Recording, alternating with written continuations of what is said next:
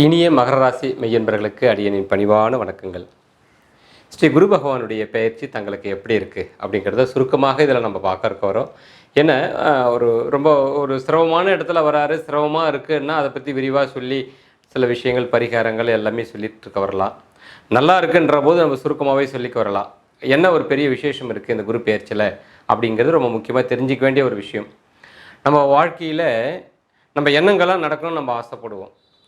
அந்த எண்ணங்கள்லாம் எப்பொழுது பலப்படும் அப்படின்னா, இந்த எண்ணம் அப்படின்ற ஒரு விஷயம் எதுனா நம்முடைய ஜென்ம நட்சத்திரம்னு வச்சுக்கலாம். உங்களுடைய மகர ராசியில் எடுத்துட்டோம்னா உத்திராடம், திருவோணம், அவிட்டம் சொல்லி ஒரு 3 நட்சத்திரங்கள் இருக்கும். இந்த 3 நட்சத்திரத்துக்கும் ராசி அதிபதியாக இருக்கிறது யாருன்னா சனிதேவர்.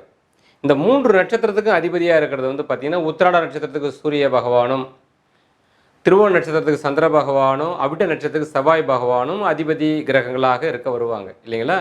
இந்த 3 நட்சத்திர அமைப்பில் நீங்கள் எதில் பிறந்திருந்தாலும் பார்த்தீங்கன்னா, ஒரு விருப்பங்கள் ஒன்று இருக்கும். நம்ம நினச்சதெல்லாம் நடக்கணும், நம்ம விரும்புகிறதெல்லாம் அடைய வரணும், இந்த மனசு எதெல்லாம் விரும்புதோ, எதையெல்லாம் நோக்க வருதோ, எதுக்கெல்லாம் முயற்சி பண்ணுதோ அதெல்லாம் கிடைக்கணும். இப்படி ஒரு ஏக்கம் எல்லாருக்குள்ளேயும் இருக்க வரும். நடந்தால் ரொம்ப சந்தோஷம்தான் இல்லைங்களா. அப்போது இந்த நிகழ்ச்சிகள்லாம் நடக்கணும்னா இந்த மனசு அப்படிங்கிறது வந்து பலமாக இருந்தால் தான் அது நடக்க வரும். ஆக இந்த சந்திரன் என்று சொல்லக்கூடியவரை நாம் வந்து என்ன பண்ணுறோம், பிறக்கிற போதே வந்து பேர் ராசி பார்த்து அதுக்குரிய பேர் வைக்கிறது, கோயிலில் போயிட்டு அப்பப்போ நம்ம பேருக்கும் நட்சத்திரத்துக்கும் அர்ச்சனை பண்ணி அந்த நட்சத்திரத்தை வந்து வலிமையாக்குறது, மனசில் நினைக்கக்கூடிய ஆசைகள்லாம் நடக்கணுன்றதுக்காக நம்ம நட்சத்திரத்தை வந்து வலிமையாக்கிக்கணுன்றதுக்காக பெரியவங்க என்ன பண்ணுவாங்க, ஆதி காலத்துலேருந்தே வந்து பார்த்திங்கன்னா இந்த நட்சத்திரத்துக்கான வழிபாடுகள் பண்ணுறது, நட்சத்திரத்துக்கு அர்ச்சனைகள் செய்ய வர்றது, இதெல்லாம் வந்து கடைப்பிடிச்சிட்டு இருக்க வரோம். என்ன காரணம்னா எல்லாமும் வந்து பார்த்திங்கன்னா நம்ம மனசில் விரும்பக்கூடிய விஷயங்கள் நல்லவைகள் எல்லாமே எப்படி நல்லதோ கெடுதோ நடக்கணும், நடத்தி கொடுக்கணும், நம்ம விரும்புகிற மாதிரி வாழ்க்கை இருக்கணும் அப்படிங்கிற ஒரு எதிர்பார்ப்புகள் தான் இல்லைங்களா.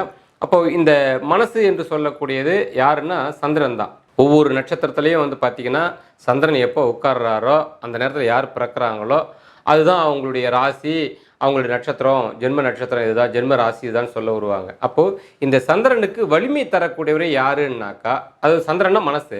உங்களுக்கு ஒரு நட்சத்திரம் இருக்குது, இந்த ராசி மகர ராசி. இதில் இடம்பெறக்கூடிய இந்த 3 நட்சத்திரங்களில் நீங்கள் எந்த நட்சத்திரமோ கண்டிப்பாக உங்கள் ஜாதகத்தை எடுத்து பார்த்தீங்கன்னாக்கா அதில் சந்திரன் அமர்ந்திருக்க வருவார். அதுதான் உங்கள் ராசின்னு சொல்லியிருக்க வருவாங்க, நட்சத்திரம் இதான்னு சொல்லியிருக்க வருவாங்க இல்லைங்களா. இப்போது இந்த சந்திரன்னா யாருன்னா மனசு. இந்த மனசுடைய ஆசைகளெல்லாம் நடத்தி கொடுக்கணும் அப்படின்னா இந்த மனதுக்கே குருவாக இருக்கிறது யார் அப்படின்னாக்கா குரு பகவான் தான், குரு பிரகஸ்பதி சுவாமி தான். இந்த மனசுடைய ஆசைகள் எல்லாம் நடத்தி தரக்கூடியவர், மனசை ஆசைப்பட வைக்கக்கூடியவர் சந்திரன் உங்கள் நட்சத்திரம். அந்த மனசு ஆசையை நடத்தி தரக்கூடிய ஒரு அதீதமான சக்தி கொண்டவர் யாருன்னா குரு. அதுதான் குரு பெயர்ச்சி பலன்லாம் எப்படிங்க இருக்குது, குரு நல்லா வந்துட்டாரா, எங்களுக்கு என்ன செய்ய வருவாரெலாம் எல்லாம் கேட்க வருவாங்க இல்லைங்களா. அது காரணமாக தான். அந்த வகையில் நம்முடைய நட்சத்திரம் மாதிரியே வந்து பார்த்திங்கன்னா நம்ம தாத்தாவால் தான் நம்ம அப்பா வராரு, நம்ம அப்பாவால் தான் நாம் வரும். மரபணு தொடர்பு தானே எல்லாம் இல்லைங்களா. இது திரிகோணஸ்தானம்னு சொல்ல வருவாங்க. நம்ம ஜாதக அமைப்பில் எடுத்துட்டோம்னா திரிகோணஸ்தானம்னு இருக்க வருது. நம்ம ராசியிலேருந்து 5வது ராசி நம்ம தாத்தாவை பற்றியும், அந்த ராசியிலேருந்து 5வது ராசி நம்ம அப்பாவை பற்றியும் சொல்லக்கூடியது. நம்ம அப்பா ராசியிலேருந்து 5வது ராசி அவருடைய பிள்ளை ராசியான நம்முடைய ராசி வரும், நம்ம ராசியை சொல்லக்கூடியதாக இருக்க வரும். இந்த 3 இடத்துலையுமே வந்து பார்த்திங்கன்னா ஒரே நட்சத்திரம் தாங்க இருக்கும். நட்சத்திரத்துடைய பெயர் வேறையாக இருக்க வரும், அதிபதிகள் எல்லாம் ஒருத்தர் தான். அந்த ராசி மண்டலத்துடைய கிரகநாதர்கள் கூட வேறையாக இருக்க வருவாங்க. ஆனால் அந்த நட்சத்திரத்தினுடைய அதிபதிகள் எல்லாம் பார்த்திங்கன்னா ஒரே மாதிரி தான் இருக்க வருவாங்க. அப்படி ஒரே மாதிரி இருக்கிறதால என்ன ஆக வரும்னா குரு அது போன்ற இடங்களில் வந்து அமர்ற போது பார்த்திங்கனாக்கா நமக்கு பலம், நம்ம மனசில் பட்ட ஆசைகளெல்லாம் வந்து நடத்தி கொடுத்துருவாருன்ற ஒரு பலம். அதனால் என்ன பண்ண வருவாங்கன்னா யாருமே நம்முடைய 5வது ஸ்தானத்தில் குரு வந்தாருனாக்கா, 9வது ஸ்தானத்தில் குரு வந்தாருனாக்கா ரொம்ப சந்தோஷமாக எதிர்பார்த்துட்டு இருக்க வருவாங்க. அப்பா எங்களுக்கு ஒரு விடிவு காலம் இருக்குப்பா எங்களுக்கு அப்படின்ற மாதிரி எதிர்பார்க்க வருவாங்க. அதுக்கு காரணம் என்ன அப்படி எடுத்துட்டோம்னாக்கா, குரு பகவான் அமர்றதுனால அந்த இடம் முதல்ல புனிதமாகும், அங்கே இருக்கக்கூடிய சங்கடங்கள் எல்லாம் விலகி போக வரும். இந்த 5வது ஸ்தானத்தில் அமரக்கூடிய குருவால் உங்களுக்கு என்ன கிடைக்க வரும் அப்படி எடுத்துட்டோம்னாக்கா, இப்போ குரு பகவான் வந்து அமர்றா இருப்பாருங்க 5வது ஸ்தானத்தில் ரிஷபராசியில் குரு பகவான் வந்து அமர்றாரு இல்லைங்களா. அங்கேயும் இதே நட்சத்திர கிரகங்கள் தான் கிருத்திகை, ரோகிணி, மிருக சிறுஷன்ற பேரில் இருக்க வருவாங்க. அதே போல் உங்களுக்கு தகப்பனாருடைய ஸ்தானமாக இருக்கக்கூடிய கன்னி ராசியில் எடுத்துட்டோம் அப்படின்னாக்கா உத்திரம், அஸ்தம், சித்திரைன்னு சொல்லி 3 நட்சத்திரங்கள் இருக்கிறோம், அதுக்கும் இதே அதிபதிகள் தான் இருக்க வருவாங்க. இப்போது குரு பகவான் உங்களுடைய 5வது ஸ்தானத்தில் உட்காரதுனால என்ன நடக்கும் அப்படின்னு எடுத்துட்டா அந்த இடத்துடைய தூய்மைகள் உண்டாக வருது. முதலில் சொன்னிருந்தேன் இல்லையா, அந்த இடத்துடைய தூய்மையை நடக்க வரும் ஒன்று. இன்னொன்று, குலதெய்வத்தினுடைய குற்றங்கள் இருந்தால் விலகி போக வரும். ஏன்னா குலதெய்வ ஸ்தானமும் அதுதான். பிதர்களுக்கு நீங்கள் செய்த தான தர்மங்களில் பலாபலன் இருந்தாலும் உங்களுக்கு கிடைச்சிரும். ஒருவேளை நீங்கள் தான தர்மங்கள் பலாபலன் செய்யலைனாலும் அதுக்கான வழிமுறையை காமிச்சிருவாங்க. அவங்களோட கோபங்கள் தணிந்து போக வரும். உங்களுக்கு ஒரு சந்தர்ப்பங்களை வழங்க வருவாங்க, வாய்ப்புகளை கொடுக்க வருவாங்க. இப்படி சில நல்லதெல்லாம் நடக்க செய்ய வரும். நம்ம எதிர்பார்க்குற பலன் மாதிரியும் கிடையாது. நம்ம அறியாமல் செய்திருக்கிற தவறுகளும் வந்து பார்த்தீங்கன்னா இந்த இடத்துல வந்து மன்னிக்கப்படும், திருத்தப்படும். அதுக்கான மீண்டும் ஒரு நல் வாய்ப்புகள் நமக்கு வழங்கவும் பட வரும். மேலும் இந்த இடத்துல வந்து பார்த்தீங்கன்னா குழந்தை பாக்கியஸ்தானம் இதுதான். நம்மளுடைய குழந்தைகள் நல்லா இருக்க வருவாங்க. குழந்தை பிறக்காதவங்களுக்கு நல்ல குழந்தைகள் பிறக்கிறதுக்கான ஒரு அஸ்திவாரத்தை போட்டு தரக்கூடியதாக இருக்க வரும். ஆக இந்த இடம் வந்து பார்த்தீங்கன்னா நம்முடைய பாட்டனாரை பற்றி சொல்லக்கூடிய ஸ்தானம். இந்த இடத்துல அதே நட்சத்திரம் இருக்குது. இங்கே அமரக்கூடிய குரு பகவான் ஆகப்பட்டவர் பார்த்தீங்கன்னா நம்ம ஜென்ம ராசியை பார்க்க வருவார். அப்போது நம்ம ராசியில் என்ன நட்சத்திரம் இடம்பெற்றிருக்குதோ அதே அமைப்பு கொண்ட ஒரு வீட்டில் அதே நட்சத்திர அமைப்பில் தான் அவர் கடக்க இருக்க வர்றாரு. அங்கே அமர்ந்து நேரடியாக நம்மளை பார்க்குறாரு. குரு பார்க்க கோடி நன்மை பெறுன்னு சொல்லுவாங்க. என்னென்னா விருப்பங்கள் நடக்க வரும். நம்முடைய நட்சத்திரமாக வந்து நாங்கள் கிடக்கிறாரு. நம்முடைய நட்சத்திரத்துக்குன்னா நம்முடைய எண்ணங்கள், நம்முடைய செயல்கள், நம்முடைய விருப்பங்கள் ஒன்று இருக்குது இல்லையா? அப்போது அதெல்லாம் நடத்தி கொடுக்க போகிறாருன்னு அர்த்தம். அப்போ அங்கேருந்து அவருக்கு பார்வையாரை பார்க்குறாரு. நம்மளை மூதாதையர்களுடைய ஆசீர்வாதங்கள், மூதாதையருடைய சொத்துக்கள் கிடைக்கும், குலதெய்வத்துடைய அனுகிரகம் கிடைக்குன்ற ஒரு பலன் உண்டு உங்களுக்கு. ஏன்னா அவர் அமரக்கூடியதெல்லாம் வந்து பார்த்தீங்கன்னா குலதெய்வ ஸ்தானத்தில் அங்கேருந்து உங்களை பார்க்குறாரு. உங்களை பார்த்துட்டார், ஆசீர்வாதம் பண்ணிட்டாங்க. அப்போ யாரெல்லாம் ஆசீர்வாதம் பண்ணுறாங்க? உங்களுடைய பாட்டனார்கள், உங்களுடைய குலதெய்வம் ஆசீர்வாதம் பண்ணுறாங்க, அல்லது உங்கள் குழந்தைகளையும் சேர்த்து ஆசீர்வாதம் பண்ணிட்டாங்க. நம்ம அர்த்தம் எடுத்துக்கொள்ளலாம். அதே போல் குரு பகவான் தன்னுடைய இன்னொரு பார்வையால் உங்களுடைய தந்தை ஸ்தானத்தையும் அவர் பார்வை பண்ணுறார். அந்த இடம் என்னென்னா பாக்கியங்கள், தர்மங்கள் எல்லாம் நிறைந்த ஒரு இடம். அந்த இடம் தான் உங்கள் தந்தையார் செய்த, உங்களுக்கு பரம்பரை செய்த விஷயம், நீங்கள் செய்த ஒரு விஷயம், நீங்கள் கொண்டு வந்த பாக்கியங்கள். சில அதிர்ஷ்டங்கள்லாம் இருக்குது பார்த்தீங்களா? எங்கள் தாத்தா சேகரித்து வச்ச சொத்து, அவங்களாம் புண்ணியத்தை பண்ணிட்டு போயிருக்கிறாங்க. அதனால தான் நான் இன்னைக்கு கொஞ்சம் என்ன ஆட்டம் ஆனாலும் கொஞ்சம் நல்லா இருக்கிறேன். அவங்க செய்த தர்மம் தான் என்னை வாழ வச்சுட்டு காத்துக்கிட்டு இருக்கு அப்படிலாம் சிலர் சொல்லுவாங்க பார்த்தீங்களா? அதுக்கெல்லாம் காரணம் அந்த சேமிப்புலாம் எங்கே அப்படின்னு எடுத்துகிட்டோம், இந்த 9ஆவது வீடுன்னு சொல்லக்கூடிய கன்னி ராசியில் தான் இருக்க வரும். அந்த இடத்துலையும் இதே நட்சத்திரங்கள் தான் குறிப்பாக இருக்கிறோம். அதெல்லாம் பாக்கியத்தை யாரும் கெடுத்துக்கூடாதுன்னு சொல்ல வருவாங்க. 5ஆவது குலதெய்வத்தையும் யாரும் கெடுத்துக்கக்கூடாது, பிள்ளைகளை தலையில் அடிக்கக்கூடாது, பிள்ளைகள் மேலே அன்பு செலுத்த செய்ய வரணும், சபிக்கக்கூடாது. ஏன்னா ஒரே நட்சத்திரங்கள் அங்கே இருக்க உங்கள் பிள்ளைகள் சனத்தில் உங்கள் நட்சத்திரத்துக்கும் உங்களுடைய பிள்ளை நட்சத்திரத்துக்கும் இணைப்பு இருக்கும், உங்கள் தந்தையாருக்கும் உங்களுக்கும் இணைப்பு இருக்கும். அப்படி இருக்கிறதுனால ரத்த சம்பந்தம் சொல்கிறோம், மரபணுன்னு சொல்கிறோம் இல்லைங்களா? அப்போ அதே அமைப்பு இருக்கும்போது அதை நம்ம வந்து எப்பயும் கொச்சைப்படுத்தக்கூடாது அப்படின்ற விஷயங்கள் சொல்ல வருவாங்க. அப்போ இது போன்ற அதிர்ஷ்டங்களை எல்லாம் வழங்கக்கூடிய இடமே என்ன, நல்ல குழந்தைகளை வர்றது, நம்ம வாழ்க்கையில் அமைகிறது எல்லாமும் ஒரு பாக்கியம் சொல்லுவோம். மனைவி அமைஞ்சது ஒரு பாக்கியங்க, தொழில் அமைஞ்சது எனக்கு ஒரு பாக்கியங்க, நல்ல பந்துக்கள்லாம் இருக்கிறாங்க, சொத்து பத்து எல்லாம் ஒரு கடவுள் கொடுத்த வரம் பாக்கியம்னு சொல்கிறோம் இல்லைங்களா? இந்த நிகழ்வுகள்லாம் தரக்கூடிய இடம் பார்த்தீங்கன்னா இந்த 9ஆவது வீடு தான். இந்த ஸ்தானம் தான் வந்து பார்த்தீங்கன்னா நம்ம செய்யக்கூடிய தான தர்மங்களுடைய பலன் கிடைக்கிறது, தெய்வ அனுகூலங்கள்லாம் கிடைக்க வைக்கிறது, தந்தையாருடைய அனுகூலங்கள் கிடைக்க வர்றது எல்லாம் இந்த 9ஆம் வீடு தான். அந்த இடத்தையும் குரு பகவானுடைய பார்வை அங்கே விழச்சே வருது. அப்போ பாக்கியங்கள்லாம் நம்ம கிடைக்கும். பாக்கியம்னா அதிர்ஷ்டங்கள்னு எடுத்துக்கலாம்.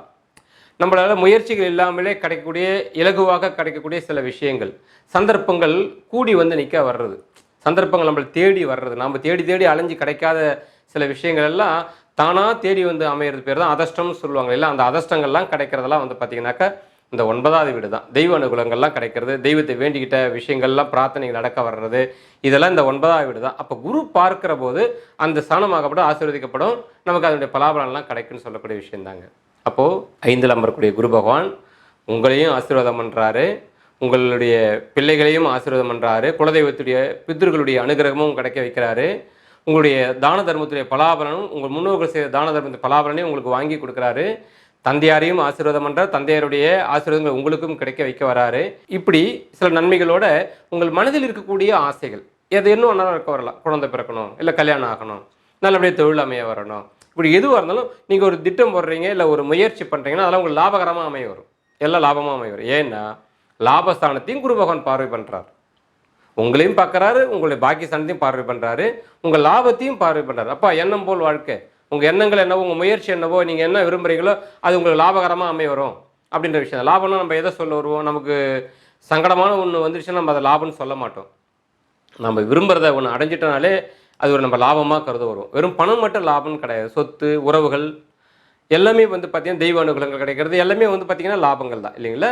அந்த லாபங்கள் எல்லாம் உங்களுக்கு சிறப்பான முறையில் அமைய வரும், குரு ஆசீர்வாதத்தால் கிடைக்க வரும், குலதெய்வத்தின் ஆசீர்வாதத்தாலையும் முன்னோர்கள் ஆசீர்வாதத்தாலும் கிடைக்க வரும்னு சொல்லக்கூடிய விஷயந்தாங்க. அதனால் இந்த காலகட்டத்தில் மேலும் கொஞ்சம் வலிமையாக்க குரு பகவானுக்கு கொஞ்சம் ஊக்கம் கொடுக்குற மாதிரி உங்கள் குலதெய்வத்தை வழிபாடுகள் பண்ணுங்கள். உங்கள் பித்திருக்களுக்கு தரக்கூடிய பூஜைகளை ரொம்ப அழகாக செய்யுங்க. முடிஞ்ச தான தர்மங்கள் என்னவோ செய்துட்டு வாங்க. ரொம்ப மனம் விரும்பி செய்யுங்க. விசுவாசமாக செய்யுங்க. உங்களுடைய எதிர்கால சந்ததிகளும் ரொம்ப விசேஷகரமாக இருக்க வருவாங்க. சிறப்பாக இருக்க வரும். அப்படியாப்பட்ட ஒரு ஸ்தானபாவத்தில் தான் இப்பொழுது குரு பகவான் வந்து அந்த இடங்கள்லாம் ஒரு பார்வை பண்ணுறதுனால உங்களுக்கு எல்லாம் இனிமையாக நலமாகவே இருக்க வருதுங்க. எண்ணங்கள் ஈடேறும். அற்புதமாக இருக்கும். உங்களுடைய விருப்பங்கள் எதுவாக இருந்தாலும் சரிங்க, அதை நடத்தி கொடுப்பாங்கன்ற விஷயம் இருக்கிற போது எதையும் துணிந்து செய்யலாம். திருமணம் போன்ற நிகழ்வுகளோ, தொழில் போன்ற அமைப்புகளோ எல்லாம் நல்லதாக நடக்க வரும். உங்களுக்கு நீங்கள் கொஞ்சம் முயற்சி மட்டும் கரெக்டாக பண்ண வரணும்.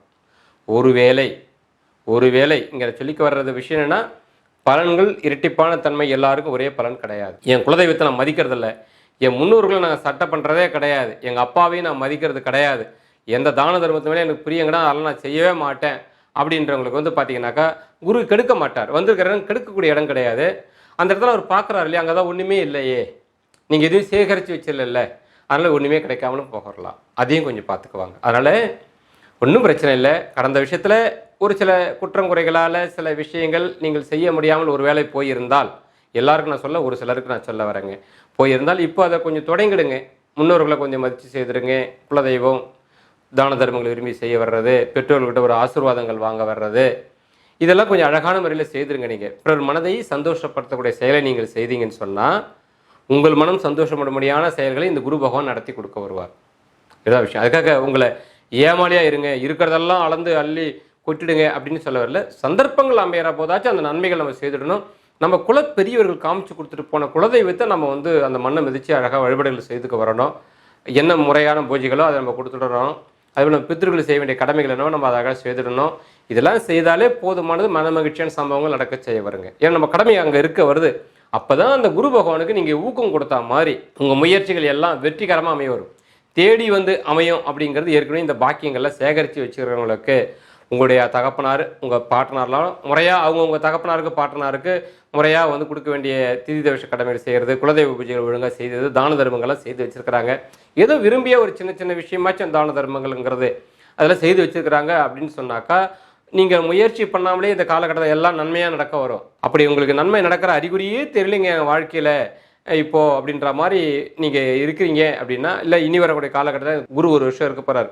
இந்த ஒரு வருஷத்தில் ஒரு 6 மாதம் கடந்துடுச்சிங்க, ஒன்றும் தெரியலைங்க, எங்களுக்கு நல்லதே தெரியலனாலும் சரிங்க, முதலிருந்தே இது பலன் கேட்கறதுலேருந்தே நீங்கள் உங்கள் குலதெய்வத்தெல்லாம் வழிபாடு பண்ண ஆரம்பிச்சிருங்க. நீங்கள் செய்ய ஆரம்பிச்சிருங்க. அவங்க செய்ய தவறிய விஷயங்கள் நீங்கள் செய்ய ஆரம்பிச்சிருங்க. நிச்சயமாக உங்களுக்கு கிடைக்க செய்வார். யாரையும் பிரித்து பார்க்க வேண்டாம். பாட்டனார், தகப்பனார், குலதெய்வம் யாரையும் பிரித்து பார்க்க ஒன்றாக பாருங்கள். ஏன்னா உங்கள் ஜென்ம ராசியில் இடம்பெற்றிருக்கக்கூடிய அதே நட்சத்திர அமைப்புகள் தான் அங்கேயும் இருக்கிறதுனால ஒன்றா பார்த்தா எல்லா விடுப்பாலும் நம்ம வாங்கிடலாம். அதை யாரையும் பகச்சிக்க வேணும்னு சொல்லுவாங்க. முடிஞ்ச அளவுக்கு உறவுகளையாவது பகச்சிக்காதீங்க, குற்றமுறை பெருசு பண்ணிக்காதீங்க. எல்லாம் அவங்க கொண்டு வந்த கர்ம வினையின் பிரகாரம், பாவ வினை பிரகாரம் கொஞ்சம் அப்படி இப்படி இருந்தாலும் மன்னிச்சிருங்க, மறந்துடுங்க அப்படின்னு சொல்ல வருவாங்க. காரணம் இதுதாங்க. இது போன்ற ஒரு நிகழ்வுகளில் குரு பகவான் கிடக்கிற போது நம்மளுடைய அதனுடைய மகத்துவமே நமக்கு தெரிய செய்ய வரும். அதனால் பலன்களை மிக அற்புதமான முறையில் அமைய வரலாம். உழைப்பு மட்டுமே, அறிவு மட்டுமே உலகத்தில் எல்லாரும் வாழ்ந்துறது கிடையாதுங்க. அதை கடந்திருக்கிற அதஷ்டம்னு ஒன்று இருக்குது. தர்மம், தானம், பாவம், புண்ணியம்ன்ற செயல்கள்லாம் இருக்குது. அதில் தான் எல்லா ஒரு நிகழ்வுகளும் பொதுவாக நடந்துக்கிட்டு இருக்க வருது. அதை அனுபவிக்கிறவங்களுக்கு மட்டும்தான் தெரிய செய்ய வரும். இவ்வளோ கஷ்டப்பட்டு உழைக்கிறாங்க, இவ்வளோ கஷ்டப்பட்டு படிக்கிறாங்க, எல்லோரும் வேலைக்கு போகிறது கிடையாது, உழைப்பு ஒட்டிடுறதும் கிடையாது. வழியே சில பிரச்சனைகள், தேவையில்லாத தொல்லைகள் இருக்கிறோம், வீண் வழக்கு, கடன், இதெல்லாம் நிறைய பேர் இருக்கிறது நம்ம பார்க்க வரும் வாழ்க்கையில். சிலரெல்லாம் எப்படியோ உதாரித்தனமாக செலவு பண்ணுவாங்க, நல்லா இருப்பாங்க, தேவைகள் எல்லாம் பூர்த்தியாக இருக்கிறோம். இதெல்லாம் எப்படி எடுத்துட்டோம்னாக்கா கொண்டு வந்த பிராப்தம்னு சொல்லுவாங்க. அந்த பிராப்தமெல்லாம் எங்கேருந்து கிடைக்குன்னா, இப்போது குரு பகவான் பார்க்குறாரு பாருங்கள், இது போன்ற இடத்துல தான் கிடைக்க வரும். 9வது இடம் உங்கள் ஜென்மராசியை பார்க்குறது, லாபஸ்தானத்தை பார்க்குறது, அவர் அமரக்கூடிய இடம் 5வது ஸ்தானத்தில் அமர்ந்திருக்கிறாரு. இது ரொம்ப பெரிய ரொம்ப விசேஷமான ஒரு ஸ்தானம். இந்த மாதிரி இடத்துல இருக்கிற போது தான் வந்து அதனுடைய பலாபலன் அருமையே நமக்கு தெரிய வரும். அது முன்னாடியே சேகரித்து எல்லாம் வைக்கணும்னு சொல்ல வருவாங்க. இனியாவது நம்ம சேகரித்து வைக்கிறோம் அப்படின்னு சொன்னாக்கா நமக்கு கிடைக்கலாம், நம்ம பிள்ளைகளுக்கு நிச்சயமாக கிடைக்க வரும், கண்டிப்பாக கிடைக்க வரும். அதனால் இது அழகான நம்ம செய்துட்டு வாங்க, நல்லா இருக்கிறோம், இனிமையாக இருக்கிறது. மேலும் ஒரு பெரிய ஒரு சிறந்த ஒரு தகவல் என்னென்னா, உங்களுக்கு இப்போ 7.5 சனி நடந்துட்டு இருக்கு இல்லையா, பாத சனி ஓடிட்டு இருக்கிறது. நிறைய பேருக்கு சிலருக்குலாம் சிரமங்கள்லாம் கூட கொடுத்துருக்கோம் இல்லையா. ஆனால் இப்போ 7.5 சனியை நல்ல சனியாக செயல்பட வைப்பார் இந்த குரு பகவான். ஜென்ம ராசியை அவர் பார்க்குறாருல, உங்களை தான் வந்து ஒரு புனிதமாக ஆக்கிறார் குரு பார்வையால். உங்கள் விருப்பத்துக்கு ஏற்ற மாதிரி தான் எல்லாம் நடக்கணும், குடும்பத்தில் சுப நிகழ்ச்சிகள்லாம் நடத்தி கொடுக்கணும் அப்படின்ற சூழல் இருக்குது. நீங்கள் விரும்புகிற மாதிரி வருமானங்கள்லாம் வரணும்னு ஒரு விதி இருக்குது. அப்போது சனீஸ்வர தேவர் உங்களுடைய ஜென்ம ராசிக்கு அதிபதியே அவர் தான், உங்கள் தனாதிபதியும் அவர் தான். ஆனாலும் சனீஸ்வர பகவானுடைய இயற்கை குணம் என்னென்னா, மனசு என்று சொல்லக்கூடிய சந்திரனுக்கு எதிர்ப்பானவர் அவர் தான். இந்த சந்திரனை வச்சு தான் நம்ம எல்லாமே ஆசைலாம் போடுவோம், விருப்பங்களை அடையணும்னு ஆசைப்படுவோம் இல்லையா? அதுக்கெல்லாம் அவர் எப்பவுமே ஒரு முட்டுக்கட்டை தான் உங்களுடைய சனீஸ்வர பகவான்.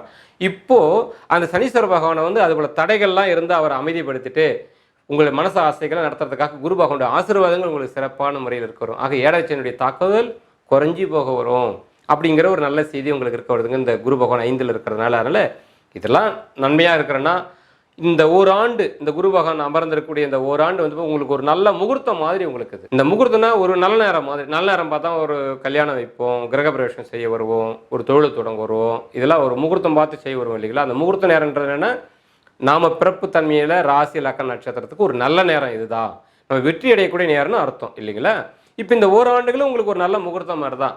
அப்போ இந்த முகூர்த்தத்தில் நம்ம செய்ய வேண்டியதான ஒரு நிரந்தரமான கடமையை செய்ய வர்றது, ஏதாகல ஒரு இடத்துல ஒரு நல்ல மரங்களை நட்டு வளர்க்குறது, முடிஞ்சவங்களுக்கு ஒரு தான தர்மம் இல்லாதவங்களுக்காச்சும் செய்துடுறது, பித்ருக்களுக்கு செய்ய வேண்டிய கடமை செய்கிறது, குலதெய்வத்திட்ட போய் அடிக்கடி வாய்ப்பு கிடைக்கிறவரெல்லாம் போயிட்டு தீபங்கள் போட்டு முறையாக என்னவோ ஒரு பிரசாதம் வச்சு வணங்கி கேட்டுக்க வர்றது, அழகான முறையில் உங்கள் குடும்பத்தில் இருக்கக்கூடிய வாழ வந்தவங்களுக்கும் நல்ல விதமான ஒரு தேவைகளை பூர்த்தி பண்ணி கொடுக்க வர்றது, இப்படிலாம் ரொம்ப அழகாக இனிமையான முறையெல்லாம் ஒரு நிலையானது இதனுடைய நற்பலன் எங்களுக்கு கிடைக்கணும்னு சொல்லிட்டு சாமிகிட்ட பிரார்த்தனை பண்ணிக்கிறது. சாமிகிட்ட சும்மா போய் எனக்கு அது வேணும் இது வேணும் கேட்காம, எங்கள் வாழ்நாளில் நாங்கள் எப்பொழுதும் மகிழ்ச்சியாக இருக்கிறோம், சகல சம்பத்துக்களோடு சந்தோஷமாக தீர்க்க ஆயுசோடு நாங்கள் இருக்க வரணும், தெய்வ அனுகூலங்கள் எப்பொழுதும் எங்களை விட்டு விலகாமல் எங்களுக்கு எப்பொழுதும் நற்பலனை வழங்க செய்ய வரணும். இதெல்லாம் நம்ம நிலையான ஒரு வரத்தை இது போல் ஒரு முகூர்த்தம் உள்ள குருபலன் உள்ள இந்த காலகட்டத்தில் நம்ம வாங்கிட்டோம்னு சொன்னால் நமக்கு நீடித்து நிலச்சி நிற்க வருங்க. இதுதான் ஒரு நிமிஷம் நமக்கு நல்ல நேரம் இருந்தாலும் அந்த ஒரு நிமிஷம் சரியாக பயன்படுத்திக்கணும். அதுதான் அறிவுன்னு சொல்லக்கூடியது. அது அழகாக பயன்படுத்தி சொன்னாக்கா காலத்துக்கும் தாங்கி நிற்க வரும்.